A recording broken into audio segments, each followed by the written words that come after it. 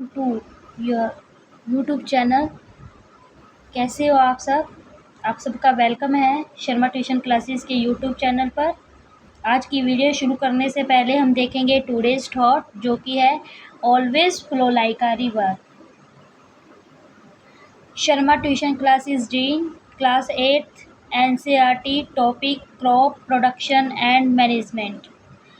Have you ever wondered how a teeny seed becomes thousands of grains? मतलब the bread, rice and vegetables we eat every day all begins with farming. इसका answer जो कि ये है, have you even wonders how a tiny seeds become thousands of grain, इसका आंसर आपको last slide में मिलेगा। The bread, rice and vegetables we eat every day all begins with farming। जो हम आजकल अपने रसोई में खाते हैं, ब्रेड, राइस, वेजिटेबल्स खाते हैं, वो हमें फार्मिंग से ही मिलता है। तो let's explore our journey of food from the field of our plate.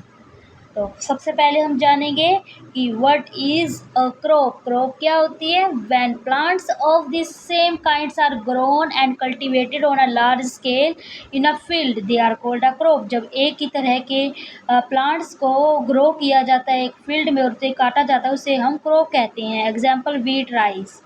तो टाइप्स ऑफ क्रॉप्स में क्या क्या आएंगे? खरीफ क्रॉप्स आएंगी, रबी की क्रॉप्स आएंगी। खरीफ क्रॉप्स वो होती हैं जो रेनी सीजन में ये देखिए लिखा हुआ है, रेनी सीजन में ग्रोन की जाती है, जो विंटर सीजन में ग्रोन की जाती है, उसे रबी की क्रॉप्स कहती हैं। एग्जाम्पल आपके सामने लिखे हुए हैं। एग्जाम्पल आप एक बार देख लीजिए, क्या एग्जाम्पल्स हैं? राइस, मेज, कॉटन, सोयाबीन। और इसको कब बोया जाता है? खरीफ की फसल को जून और जुलाई में। और इसको काटा कब जाता है? सितंबर और अक्टूबर में। ये मोस्ट इम्पोर्टेंट है। इसमें देखो, जैसे कि इसमें एग्जाम्पल है, यही देखो, ये देखिए, इसमें एग्जाम्पल है व्हीट, ग्राम, मस्टर्ड, पी। किसके हैं ये? रबी की क्रॉप्स के हैं। और इसको उगाया कब जाता है? अक्टूबर और नवंबर। और इसको काटा कब जाता है रबी की क्रॉप्स को? मार्च और अप्रैल में। ये है टाइप्स ऑफ क्रॉप्स। आपको याद रखना है, खरीफ की फसल रेनी सीजन में, रबी की फसल विंटर सीजन में, ठीक है, होती है। नेक्स्ट स्लाइड आपके लिए है, what is agriculture practices. Means agriculture मतलब खेती करने के लिए हमें कौन कौन से स्टेप्स करने पड़ते हैं। प्रिपरेशंस ऑफ सॉइल, मिट्टी को तैयार करना पड़ता है। सोइंग, बीज को बोना पड़ता है। Adding manure and fertilisers. Irrigation, protection from weeds, harvesting and storage.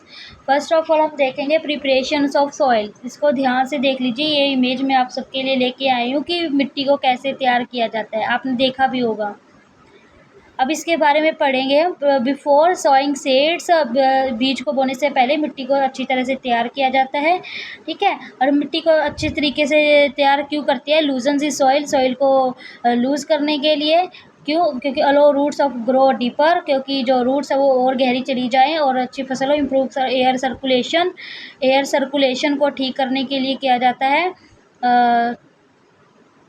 एक मिनट,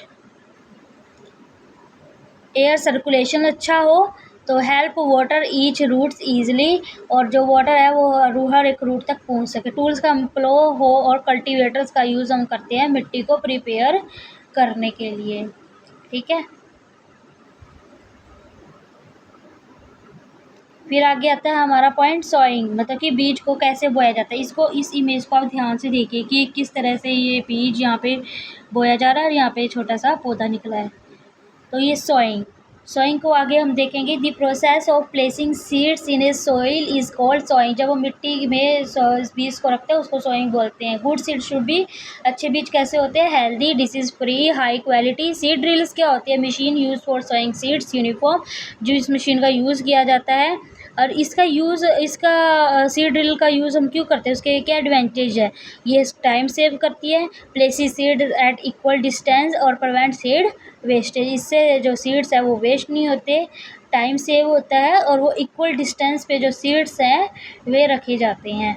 जो सोइंग सीड्स की इमेज आप एक बार और देखना चाहें तो आप देख सकते हैं कि बीज को कैसे बोया जाता है।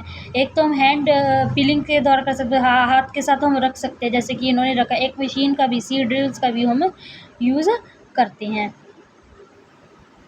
ठीक है। ये इसी के बारे में है जो मैंने आप सबको बताया सब कुछ। The process of placing seeds in soil is called soil.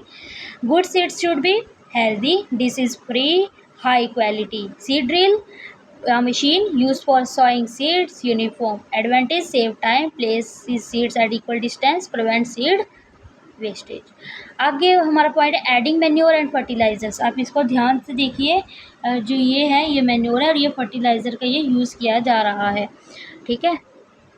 अब इसके बारे में पढ़ेंगे। Plants need nutritions for proper growth. Plants को ग्रोथ के लिए न्यूट्रिशंस की ज़रूरत होती है। जो कि manure natural substance obtain from the decompose plants and animal wastage, example compost, cow dung. Fertilisers chemical substance rich in nutrition, urea, NPK etcetera. Irrigation, आप इरिगेशन देख सकते हो साइड में, यहाँ पे आपको दिख रहा है कि ये रिवर है, यहाँ से इन्होंने ऐसा सिस्टम बना लिया कि जिनके फसल को वो पानी अच्छे से दे सकते हैं, इरिगेशन कर सकते हैं। अब आप पूछोगे इरिगेशन क्या होता है? The process of supplying water to crop at regular interval is called irrigation. Importance क्या है? Helps plant grow, protects crop from drying, maintain soil moisture. और मॉडर्न मेथड क्या है? Sprinkle system, water spread like rainfall, drip irrigation. और एक minute, ये देखिए irrigation का हमने ये देख लिया था, हमने ये देख लिया था इरिगेशन क्या होता है। The process of supplying water to crop at regular interval और इरिगेशन, जब हम रोज़ाना पानी देते हैं ना फसल को, उसको हम इरिगेशन कहते हैं। इसकी इंपॉर्टेंस मैंने आपको बता दी। Modern method sprinkle system, water spread like rainfall, drip irrigation. Water reach directly to plants roots, save maximum water. इसका ये एडवांटेजेस है। प्रोटेक्शन फ्रॉम वीड्स, वीड्स होते हैं खरपतवार। What are weeds? Unwanted plants grown along with crops, example एक्जेंथिया, मतलब घास वगैरह जो उग जाते हैं। हार्मफुल इफेक्ट्स क्या होंगे? कम्पीट फॉर न्यूट्रिशंस, वो जो फसल का न्यूट्रिशंस है वो जो वीड्स है वो ले जाएंगे। यूज़ वाटर एंड सनलाइट, जो क्रॉप्स के वो यूज़ करेंगे। Reduce crop yield. Removal method hand pulling या फिर वीड सीड्स, वेडिसाइड्स, मतलब कि हम एक हाथ के द्वारा भी यूज़ कर सकते हैं, फिर स्प्रे द्वारा भी हम जो प्रोटेक्ट वीड्स है उसको हम रिमूव कर सकते हैं। रिमूव होता है जो घास अनवांटेड जो जो क्रॉप में हो जाती है ना, जो हमारी फसल है उसको नुकसान पहुंचाते हैं, उसको हम वीड्स बोलते हैं, ठीक है। फिर आगे है, ये सब कुछ हो गया मतलब हार्वेस्टिंग। अब नेक्स्ट स्टेप है हमारा हार्वेस्टिंग। हार्वेस्टिंग होता है कटाव। ये देखिए ध्यान से, ये पिक को देख लीजिए आप, कटाव कैसे, एक बार और देख लीजिए आप ध्यान से, फसल का कटाव कैसे हो रहा है। इस तरह से जो ये मशीनों का यूज़ करके ये फसल की कटाई की जाती है,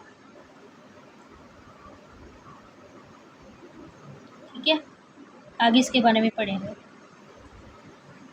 अब आप बोलेंगे कि व्हाट इज़ हार्वेस्टिंग, मतलब हार्वेस्टिंग क्या है? The process of cutting and collecting mature crops is called harvesting. Mature crops को काटना और उसको कलेक्ट करना ही हार्वेस्टिंग है। टूल्स का यूज़ हमने देख लिया है, किस टूल्स का यूज़ किया जाता है, ये देखिए टूल्स का नाम लिखा हुआ है यहाँ पे। टूल्स सिकल, कंबाइन हार्वेस्टर्स का जो हार्वेस्टिंग करने के लिए क्रॉप्स को यूज़ किया जाता है। फिर आ गया स्टोरेज। स्टोरेज हम कहाँ पे करते हैं? ग्रेनरीज में करते हैं। ये ध्यान से देख लीजिए, जो हार्वेस्टिंग के बाद हम क्रॉप्स को कैसे हम जो है स्टोरेज करते हैं। After harvesting grains must be stored properly.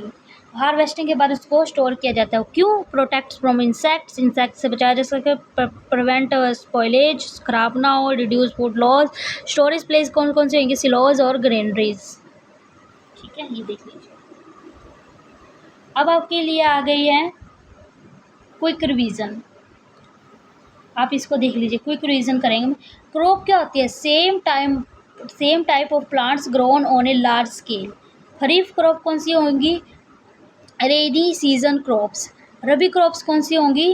एक मिनट, रबी क्रॉप्स कौन सी होंगी? Winter season crops. Soil preparation के लिए हम सॉइंग मैन्योर फर्टिलाइज़र का यूज़ करेंगे, उसके बाद इरिगेशन करेंगे, फिर वीडिंग करेंगे, हार्वेस्टिंग करेंगे, स्टोरेज करेंगे। Manure is natural, fertiliser are chemical, drip irrigation, weeds are remove. फिर ये आपके लिए है quiz. Which irrigation method save the maximum amount of water? आप इसको कमेंट बॉक्स में इसका आंसर हमें कमेंट बॉक्स में कमेंट करेंगे, ठीक है। और ये फर्स्ट स्लाइड का आपके पास आंसर है कि एक ग्रेन इतनी सारी फसल को कैसे प्रोड्यूस करता है। तो a single wheat seeds can produce many new grains. कैसे? Helping farmers grow large amount of food from a small beginning. Small beginning से ये शुरू होता है ये प्रोसीजर। ये वही क्वेश्चन आ गया दोबारा से। Which irrigation method save the maximum amount of water? Canal irrigation, sprinkle irrigation, drip irrigation, mode. आप बताइए इसका आंसर, राइट आंसर क्या होगा? कमेंट बॉक्स में कमेंट कीजिए। यदि किसी ने ध्यान से ना देखा हो तो इसको आप ध्यान से देख लीजिए। ये फर्स्ट स्लाइड का आंसर है, सेकंड स्लाइड का। A single wheat seed can produce many new grains, helping farmer grow large amount of food from a small beginning. Thank you for watching. ये आपके लिए थी स्लाइड्स रिप्रेजेंटेशंस। यदि आपको अच्छी लगी है, यदि आपके लिए हेल्पफुल रही है, तो आप हमारे चैनल को प्लीज़ लाइक कीजिए, शेयर कीजिए एंड सब्सक्राइब कीजिए। Thanks for watching my video.